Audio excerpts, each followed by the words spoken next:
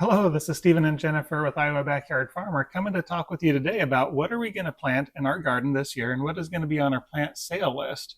And so we're going to start today to talk about paste tomatoes. We think we're going to edit every year and the list is going to get smaller. It was a lie. We now have the for sale plant list and the trial plant list. And so it's actually longer, but it makes us feel better that we edited. Yeah, but before we jump into the varieties, let's talk about what do we look for when we are choosing tomatoes to grow and to put on our list. So, especially for paste tomatoes, what we look for paste tomatoes may be different than, say, for grape tomatoes, because grape tomatoes, I really want really good flavor. But for taste tomatoes, what are the things you're looking for? Okay, so if you are a big canner like we are, I'm looking for tomato independence in my pantry. I need it to work. I need it to produce. It doesn't matter how good it tastes and how lovely it looks if I cannot fill my jars. It has to show up. It has to be there. That's my biggest. So it needs to produce, needs to have good disease resistance, It and maybe produce early enough so that we're not having issues throughout the entire season. Timing is a big thing. Ease of use is a big thing in my paste tomato category. It is really fun. I've done this. You can can with just about any tomato that you have. But I will tell you that if I am stuck all day and I'm coring around something that has a big core and lots of rumples and every tomato is a different size and they peel differently, I get frustrated. It takes a lot longer. And so in this category more than the others, I'm looking for a nice handful, a small core. It's got to be easy to peel. I got to be able to move through them because we're doing sometimes, I think my personal record's like 200 pounds a day where I'm canning them. And I need to just be able to get through them. That's important. Yeah. And if you were, say, a market gardener or somebody else, and you're like, I am presenting these to customers, I need it to be able to last long enough to get there. And I need it to look good enough that people aren't like, oh, I see this one's bigger and this one's smaller and this one this has a little defect, and yeah. People have rumpled through it and right? Some uniformity is okay in this category. I really appreciate that.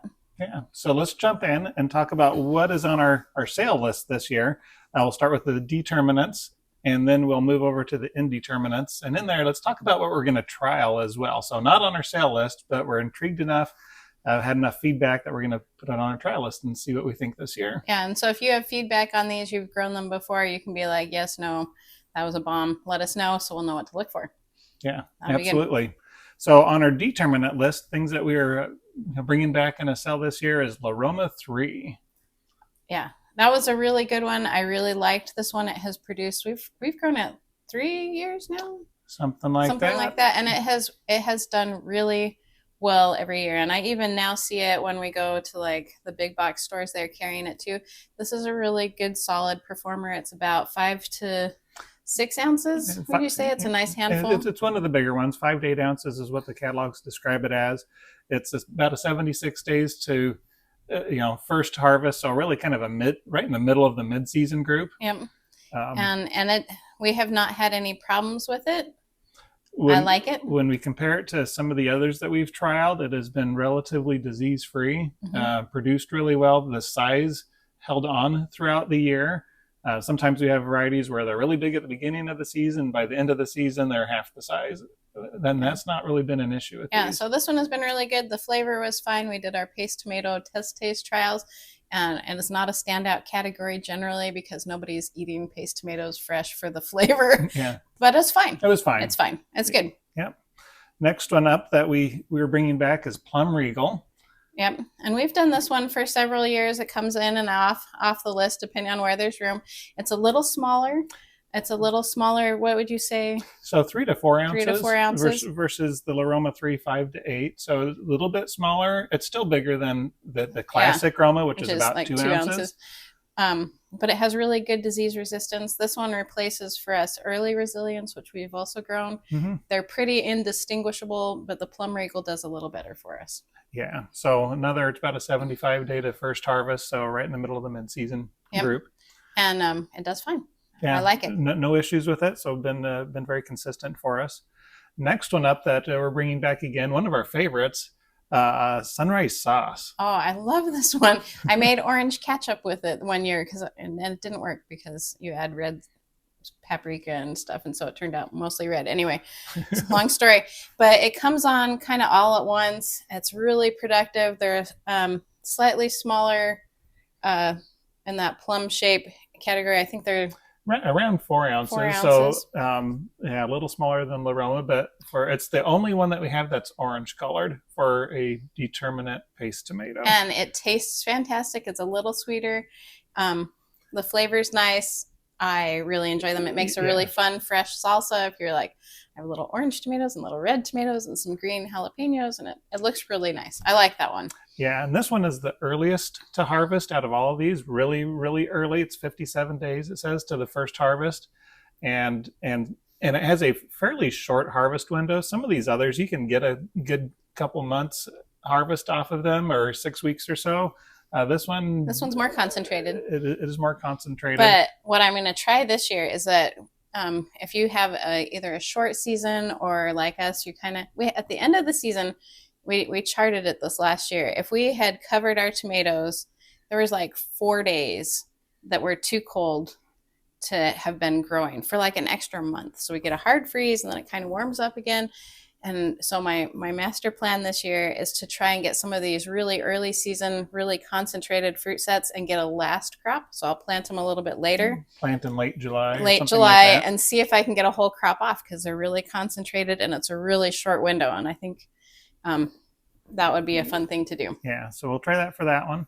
The next one up is super sauce, so kind of on the opposite end size-wise. Yeah, and this one's not a true determinate. It's sort of a semi-indeterminate. It kind of, we tried to trellis it. It doesn't work. It kind of sprawls, but the fruit is magnificently big. And in our test taste trials, it was a really good flavor. It was really, really good. This was a really good flavor. So I really like this one. There's no wastage on this tomato. Most of the Roma type, San Marzano type, don't have a big core or anything, so you're not wasting a lot, but it's a big beefy tomato with a little core, and it produced really well, really good. Even to the very end of the season. Yeah. And so at the very end of the season, when some of the other Determinate types have stopped producing, we're still out there picking 1 pound fruits off of those, which is not a bad thing.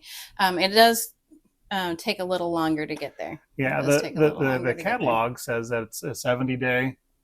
I'd probably say 75, 75, 76. maybe closer to 80. Yeah. But it still produces gangbusters late in the season. Yeah. So once it got going, I was like, wow, I'm glad you're here. Yeah.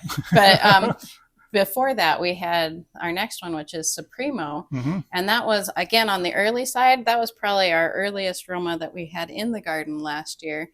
It came on really early, and bonus points, it was still going. Yeah. Really close to the end. We took that one out before it was done. It was still going. And so you can get a really good yield off of that one. Yeah. So kind of in the middle size, it's 4 to 6 ounce, not our biggest one, but not our smallest of the Determinate paste tomatoes. Part of its claim to fame is it can handle heat really well. Disease was not an issue for it. So just a really good all around hybrid for us. It came on in our taste test trials. It did not boast the most robust flavor. It had kind of the lightest flavor of the Romas, but again, it's not a bad flavor. It wasn't an off-putting flavor. It was just a little less concentrated. Yeah. So I like that one. We'll keep that one on. It's a good all-around one. If you were like, I have this little garden space and I only want to plant one and I don't want to succession sow or do anything weird, and you want a good paste tomato, that one was pretty good. It's not too tall. It grew a long time. Yeah. So let's jump over to what we're going to trial this year. So these are not on our sale list, but things that we're interested in enough that we're going to give it a try. I'm like, because, there's such a long list. Yeah. So first one up is Bellatrix. And this is a newer one, but we've never tried it before, never grown it, never tasted it before. It only came out in the last few years. The Latin name for this is Warrior. So we'll give that a try. It is claimed 68 days, so it is. I put it in the early. So like Supremo, that's going to be coming on just a little bit before everybody else, and that can be a really nice advantage if you're like, I have the first tomato. Yeah, it's very nice. Next one we're going to trial is Cuzco, and this is brand new this year, is my understanding. We've not seen it in catalogs, but I do see it being promoted this year, and This one seems to be really, really early. They're claiming 60 to 65 days to first harvest. Yeah, so I put this again in my, I'm going to try and get an early harvest, and I might try and swing for a late harvest too, because it does well in slightly cooler conditions. And so if I'm putting it into my tunnel at the end of the season, as we're kind of getting marginal, I think we can get something off of it. Yeah, so Hopefully. looking forward to that one. La Roma IV, another brand new one. Yep, because we have the Roma III and love it. Why would we even care? Well, they're claiming even more disease resistant, so yeah, we'll put them side by side and see what we think of them. Next one that we're going to trial this year is Mariana, which is released, we think, about 2019, so still fairly new. But this one is for everyone who wants, like, I want an industrial level tomato. This one is like, is it uniform? Totally uniform. Is it really yielding? Very high yielding. Will it make it from my house to, wherever? Yes, this has a great shelf life. Is it going to stand up to the disease resistance? Yes, we have focused on all those things. That's really good. So my watch out is going to be, how's it taste? Has it got at least acceptable taste or not? So probably it'll be okay.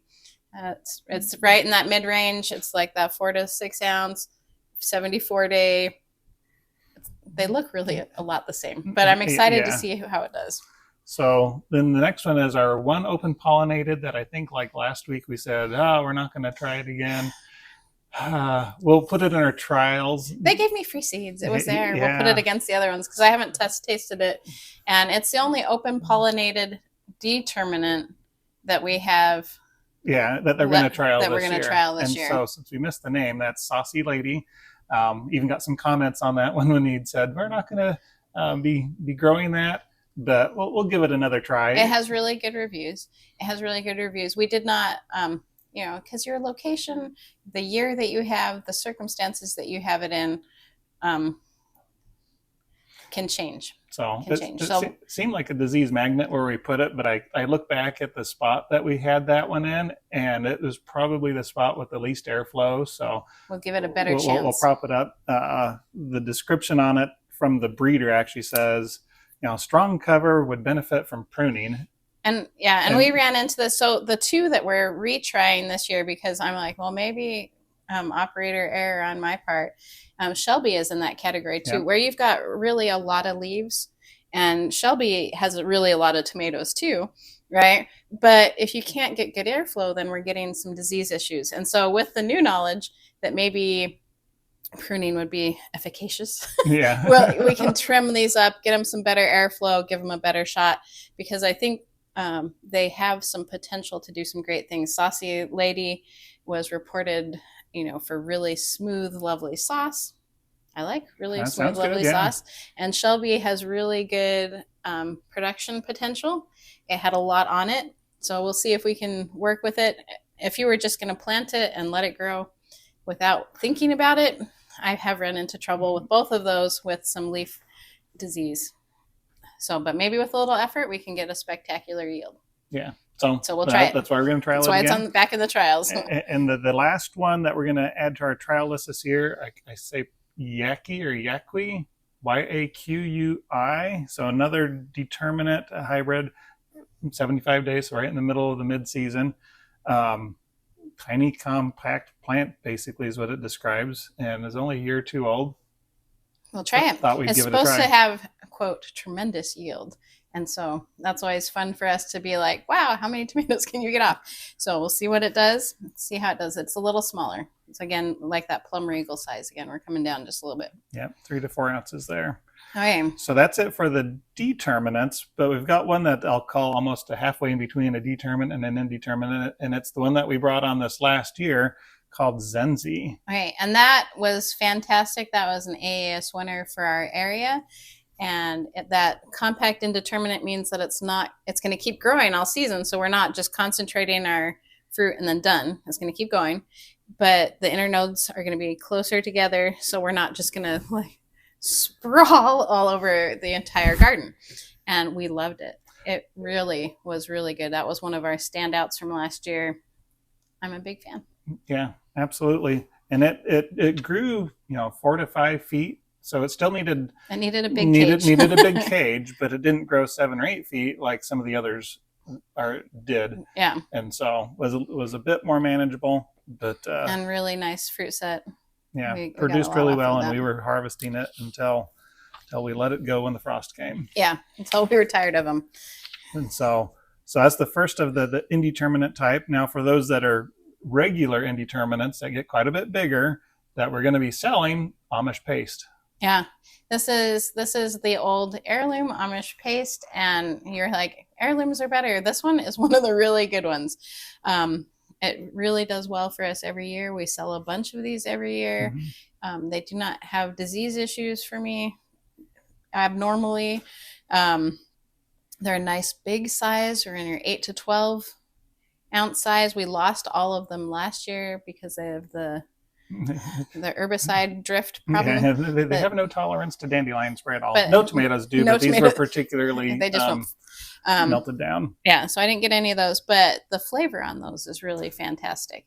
And so you get this really good flavor, a nice big tomato. You can eat it, slice it, use it all around. It's pretty good. It's really good. There's a reason why that particular heirloom is still around. Downside. There's always a downside. It's about 85 days till you get your first tomato, and so that's about as late as. That's about as late as we go. We're going to try a couple, but if you're 85 to 90 days, that's really late season. You're waiting a good 3 months till you get tomatoes, and that can feel like a really long time if you're just watching. Yeah. So maybe plant an early one too. Yeah. So next one up that we're keeping on our sale list this year is Gladiator. Yeah. So Gladiator is again one of those bigger paste tomatoes. Mm-hmm. Its claim to fame is that it has more vigorous roots. So we're gonna maybe avoid some blossom end rot. So let's talk about blossom end rot, because this is the category. If it's gonna die on my list, it's because we have a blossom end rot issue. And part of that, people are like, well, it's a calcium water uptake thing. Yes, this is true. But part of that is just a functional of growing fast and not being able to source all the nutrition you need to all the right spots. So like, how did you describe that? It's like, if you're going to short something, we're putting out all this effort to grow all this green at the beginning of the season, and your plant is like, I can't keep up with this really, really fast growth. And so it shorts the fruit at the beginning. And so a lot of my paste tomatoes, San Marzano, it does not matter what I do. That first set of fruit gets blossom end rot every year. And I don't think it's a water issue. We have them on timers. We feed them there. I mean, we've worked on this. It is just a function of that plant is growing so fast that it can't get to everything all at once, right? Everything all at once. And so Gladiator comes in here and it says, wait, we have really vigorous roots. We're going to uptake more. We've got you covered. You're not going to get blossom end rot. And we never have on this one. Yeah, never had issues with that. Never had issues with this one. That's why we're bringing it back. Next one up is Granadero. This is one that we've had for a couple of years that we've been really, really happy with and very productive. And I particularly have loved this one when we do the single string trellis system that we have. This is actually one of my favorites for that one. It's some of the ones that we've tried to trellis and do a single string on, the productivity really falls off. This one seems to do really well with that. It does really well in a cage too. Good high yield, really uniform fruit. Nice. I like this one. I always feel like at least I could fill my bowl and we've got enough. Yeah. Because this one's got and good stuff. It's right in the middle of the mid-season, kind of like Gladiator was. So not too early, not too late. Just a good all-around product that we've had for a lot of years. People have been really happy with it. Next up on our list for this year is one that we trialed last year, and we're putting it on our sale list this year for the first time, and that's Pisano. Yeah, and we love this one. I think this was probably your favorite out of all the paste tomatoes that we did last year. For production. For production. You were like, this one is tops, because it really did produce. It's a little, maybe even a little bit better than Zenzi, although they're really comparable. Production-wise, I'd put it just a little above Zenzi, but the plants do get really, really big. And so you do need to be ready for either really tall cages or a single string trellis or something that's big, because they will get big. And we every once in a while we'll lose a branch because it kind of goes out there, and then you get all this fruit set on it, and the branch snaps. The branch snaps, yeah. So you want to make sure you're not losing all this fruit that you're growing. That one's really good. We had it in the same bed with the San Marzano, and it did not get blossom end rot. My San Marzano gets blossom end rot first fruit every time. Yeah, we tried to intermingle them to make sure that we didn't have any biases on what was going to produce better. But San Marzano, which is still on our list, good flavor, fantastic flavor. But the blossom end rot, it was kind of the checker pattern, just like we had our plants, where the San Marzanos, the first fruit set, and some on the second fruit set, all had blossom end rot. Pizzanos, we had, I think there was one tomato across all the plants that had blossom end rot. For the most part, it was not an issue. And then they're established, they're good, they've got their calcium in their regular water, and away they go. And no issues. Yeah. No issues. So if you want production, that's the one. But if you're really set on flavor, then I would stick with the San Marzano for a fresh flavor. For a fresh flavor. But I will tell you, you're going to get less than half of the production off of a San Marzano plant than you're going to get off of one of these other ones. And so you need to plan accordingly, because they're not as productive. They're not as productive. You're probably going to lose some to blossom end rot, and the flavor is good, but it doesn't always fill my bucket. But if you're canning, or if you've got a small space and you're like, I really only have room for 1 or 2 or 3, I would pick something with higher productivity, because it's not enough. One plant would not be enough to do something with. Yeah, and again, being an heirloom, it's a little bit later, about 80 days to your first tomato. Yeah, so it takes not the longer. Latest thing that we have, but it certainly takes longer than some of the others. But it did do really well in our taste trials. Really, that still tastes really good. I was impressed with the flavor. The second runner up would have been Super Sauce, of the ones that we tried last year. Super Sauce came in and was like, actually, that's pretty good. Yeah, better than I thought. And most of them will taste better after they've cooked down. Either way, they concentrate that flavor. They'll get a little sweeter, more richness. So all of them do really well there. Yep. And for 2 others that we don't have grouped with our paste tomatoes, but a lot of people use them as paste tomatoes, would be Hungarian Heart and Italian Heirloom. Yeah, fan clubs, both of those. We have fan clubs and people who come back year and year and year later to get those 2, and they're fantastic. Hungarian Heart is one of these ones where, as an heirloom, it takes a long time to get your first tomato, about 85 days.